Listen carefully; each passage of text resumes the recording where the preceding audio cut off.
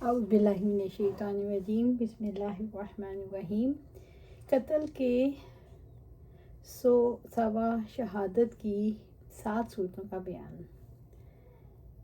ابو ہریرہ سے روایت کرتے ہیں کہ آپ صلی اللہ علیہ وسلم نے فرمایا، شہید 5 قسم کے ہوتے ہیں: جو طاعون کے مرض سے مر جائے، جو پیٹ کے مرض سے مر جائے، جو ڈوب کر جاں بحق ہو، اور جو دیوار کے گرنے سے مر جائے، اور جو اس کی راہ میں اس طرح شہید ہو کہ اپنی جگہ پہنچ کر جان دے یا میدان جنگ میں پہنچ کر واصل بحق ہو۔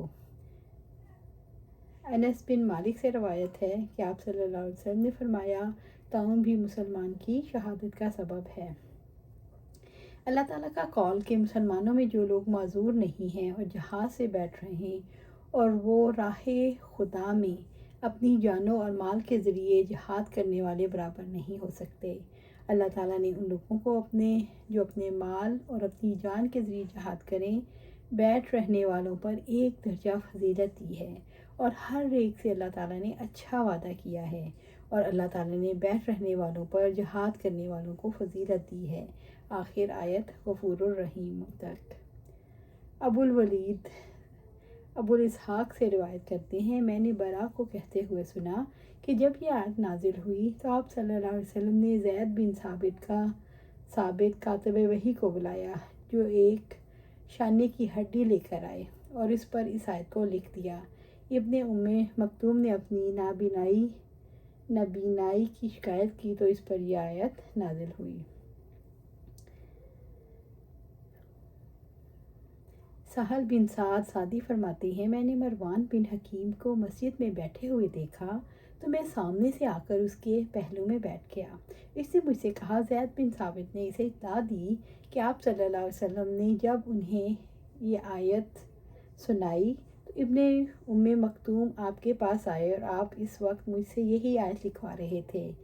ابن مکتوم نے کہا، یا رسول اللہ صلی اللہ علیہ وسلم، اگر میں قدرت رکھتا تو ضرور جہاد کرتا۔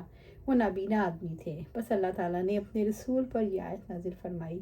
اس وقت آپ کا زانو میرے زانوں پر تھا اور اتنا بوجھ پڑ رہا تھا کہ مجھے اپنی ران کے پھٹ جانے کا اندیشہ ہو گیا۔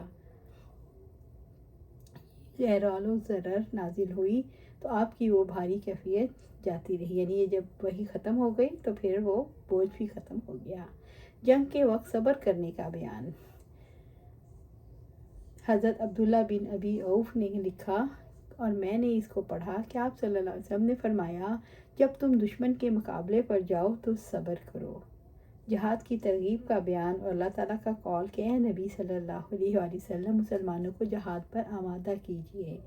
آپ صلی اللہ علیہ وسلم جب خندق میں گئے تو مہاجرین اور انصار سردی کے زمانے میں سویرے سویرے خندق کھود رہے تھے، جن کے پاس غلام بھی نہ تھے جو ان کے لیے کام کرتے۔ جب آپ نے ان کی پریشانی اور بھوک کی حالت دیکھی تو فرمایا، اے اللہ، زندگی بے شک آخرت ہی کی زندگی ہے، اور میرے اللہ تو انصار اور مہاجرین کو بخش دے۔